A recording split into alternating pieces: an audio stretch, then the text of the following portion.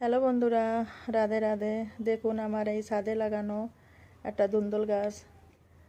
অনেক ছোট চারাটা বসিয়েছিলাম, কিন্তু এই ছোট গাছে ধুন্দুল চলে আসছে। দেখুন কতগুলো, দুটো তিনটে চারটে ধুন্দুল আসছে। গাছটা অনেক ছোট। এখন ভাবছি ধুন্দুলটা ছিঁড়ে ফেলে দেবো, না হলে গাছটা ভালো হবে না, বড় হবে না।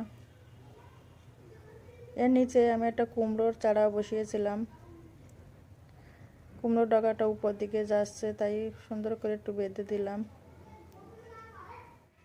এই গাছটা সাহায্যে উপর দিকে চলে যাবে। নিচে কিছু মোটা মোটা পাতা হয়েছে, পাতাগুলো ছাঁটাই করে নিলাম, গাছটা একটু ভালো হবে। অনেক মোটা মোটা পাতা হয়ে গেছে।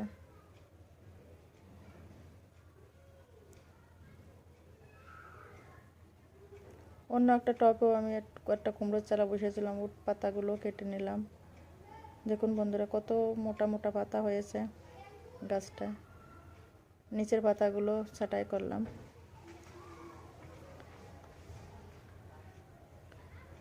একটা লাউ গাছও বসিয়েছিলাম, দেখুন লাউর ডগাটাও উপর দিকে যাচ্ছে, তাই ভাবছি লাউর ডগাটাও বেঁধে দিই আর নিচের পাতাগুলো একটু কেটে দিই, না হলে গাছটা ভালো হবে না। দেখুন পাতাগুলো কেটে নিলাম। অন্যটা টপে আমি গাঁটকল বসিয়েছিলাম এই গরমের সিজনে। দেখুন বন্ধুরা কত ভালো হয়েছে, এখন ছোট ছোটই হয়েছে, নতুন কেবলই আসছে। কে কে ঘাটকল খেতে পছন্দ